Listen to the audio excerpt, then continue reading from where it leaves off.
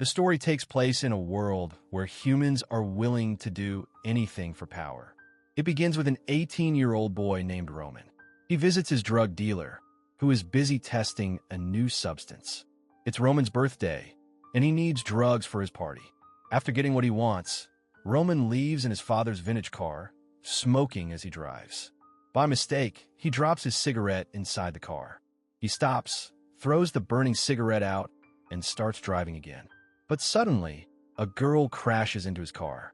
Her head is wrapped in bandages. She looks terrified and immediately jumps into his vehicle. Her clothes are dirty, and she's shaking with fear. Roman tries to ask her what happened, but she doesn't answer. She only cries. Worried, Roman calls the emergency helpline and explains the situation. They tell him to go to the police. The moment he hears that, Roman ends the call. He's carrying drugs, and the thought of getting caught scares him. So he decides to handle it himself and drop the girl somewhere safe. He tries to talk to her again, but she's in complete panic. Suddenly, the girl takes out a small recorder. A radio broadcast starts playing. A man's voice says that subject C39, a female between 20 and 25 years old, about 1.77 meters tall, has escaped. Hearing this, Roman becomes even more confused. Nothing makes sense anymore. Then the girl suddenly starts acting insane. She begins stabbing herself. Roman panics and tries to stop her. A moment later, she collapses onto him. Her blood spills onto his neck and shirt. Roman shakes her and tries to wake her up, but it's too late. She's dead. Terrified, Roman quickly drives away, avoiding everyone, and takes the car straight into his garage, trying to hide what just happened. Roman checks the girl again, but there is still no movement. Panic takes over because there is now a dead body in his car. He looks at himself in the mirror and starts losing control. Today was supposed to be his birthday, a day of celebration, but instead he is trapped in a nightmare. He goes to take a shower to wash the blood off his body, but even after that, the guilt stays with him. He keeps blaming himself, thinking that if he had stopped the car on time, none of this would have happened. Just then, Roman gets a call from his father, who asks about the car because it is his favorite vintage vehicle. Roman lies and says everything is fine, then goes to check the garage. The car looks normal, but the girl's body is gone. She has completely disappeared. This makes the situation even more terrifying, and Roman starts searching for her, not knowing what else to do. Before he can continue, there is a knock at the door. It is his girlfriend, Anna, who has come to spend time with him because it is his birthday. As soon as she arrives, she tries to kiss him, but Roman stops her. He is too shaken to act normal and rushes back inside, still focused on finding the girl. Confused by his behavior, Anna goes to the poolside and lights a cigarette. A moment later, Roman calls her and asks her to leave. Anna had actually come to take Roman to his birthday party, but his strange behavior makes her suspicious. He has never acted like this before, and now she feels that something is seriously wrong. Suddenly, the rest of Roman's friends arrive and ask him to come to the party. Roman sends Anna with them and says he will come later. After they leave, he checks the CCTV cameras, but there is no sign of the girl anywhere. With nothing to prove what happened, he turns on the house alarm and finally goes to the party. On the way, Roman feels strange because he is still high on drugs, while Anna cannot understand why he is acting so differently. When they reach the party, Roman's mind is still stuck on the girl from the car. His friends ask why he is behaving oddly, but he ignores them and goes into another room. After some time, Anna goes to the bathroom with her best friend Julia to take drugs, and Roman secretly watches them.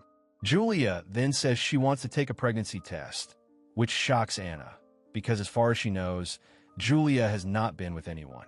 Julia then reveals that she was with Roman. Hearing this, Anna feels betrayed and leaves in anger. As soon as Anna goes, Roman comes in and becomes intimate with Julia, showing that he is cheating. During this, Julia notices Roman's eyes glowing in a strange way and feels uncomfortable. Before she can question him, Roman gets a call from his father, who tells him that the house alarm was triggered and someone was seen moving inside, and asks him to return home immediately.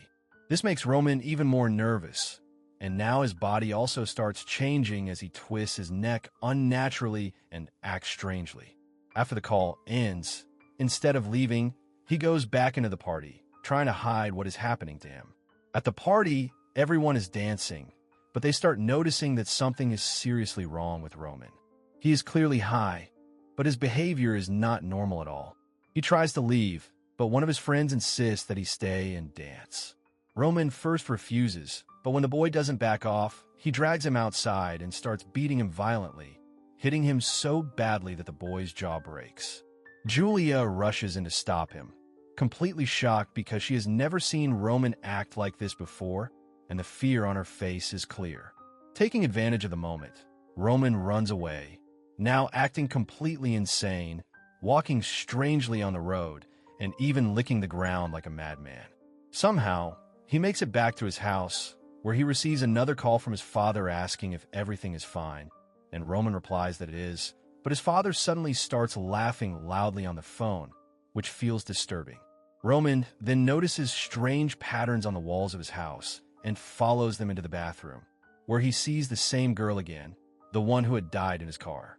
He is horrified, and when he sees her stabbing herself again, he tries to stop her, but she dies before he can save her. Moments later, he hears noises from the other side of the house and discovers soldiers entering through a window, making it clear they have come for the girl, especially after finding the recorder that identified her as subject C-39. Roman hides while they take the girl's body away, but when the soldiers suspect someone else is in the house, they start searching and Roman runs. Acting completely deranged, he is caught by the commandos and forced into a van. Meanwhile, Anna tries to contact Roman, but now someone else is speaking through him, pretending to be Roman and asking where she's going. Since Anna doesn't know the truth, she answers honestly, but while riding in a taxi, she suddenly feels strange, starts moving her neck unnaturally just like Roman, and begins feeling extremely cold, even asking the driver to turn off the air conditioning. Anna now understands that something is wrong with her too, so she calls Julia, but after talking for a moment, she gets frustrated and hangs up. Soon, she notices that someone is following her taxi. When the driver steps out to talk to them, Anna watches in horror as they shoot him. Terrified, she takes control of the taxi and drives away, but panic overwhelms her and she soon jumps out, causing the commandos to chase her again. She runs down the road as they shoot at her, yet she doesn't stop and rushes into a club, screaming for someone to call the police and an ambulance. She goes to the restroom, sees her wounds, and breaks down, but when she comes back out, her eyes begin to glow unnaturally. By then, the commandos have entered the club and start killing everyone inside. In desperation, Anna calls Julia again, who tells her she is waiting near the bridge with a scooter. Anna jumps out of a window and runs toward her, but by now she has mutated too, moving strangely and attacking people on the way, smearing her blood on a woman and pushing a boy into the water when he tries to stop her. Completely changed, she finally reaches Julia, who puts her on the scooter and drives off. But during the ride, Julia gets a call from her mother warning her to come home quickly because strange things are happening all over town. And as she is still on the call, Anna starts acting even more disturbingly. Anna is about to smear her blood on Julia when Julia pushes her off the scooter, but Anna does not stop chasing her. The shocking part is that Anna runs as fast as the scooter, as if she has gained some kind of superhuman power. Completely terrified, Julia speeds straight to her apartment and rushes inside, getting into the elevator. The elevator suddenly gets stuck, and Julia starts crying. From outside, she hears Anna's screams and the sounds of people being attacked. Anna is moving through the building like a wild animal, killing anyone in her way.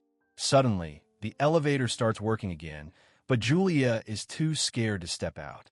Then she hears a commando's voice telling her that if she is not infected, they will save her. Trusting him, Julia comes out, and the commando takes her into a room. At that moment, Anna appears and attacks the commando, but in the process, she becomes fully infected herself. She tells Julia that infected people can be identified by their glowing eyes and explains that a strange infection has spread through the town, transmitted by blood and body fluids, which is why infected people try to smear their blood on others.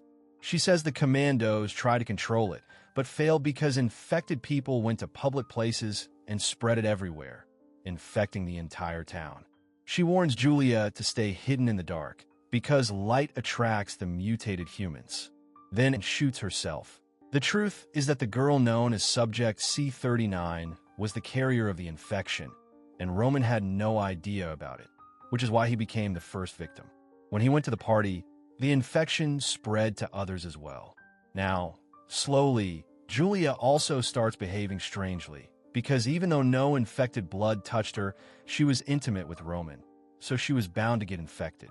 Until now, her body had been fighting the infection. In the end, Julia also transforms into a mutated creature like the others and begins hunting humans like a savage.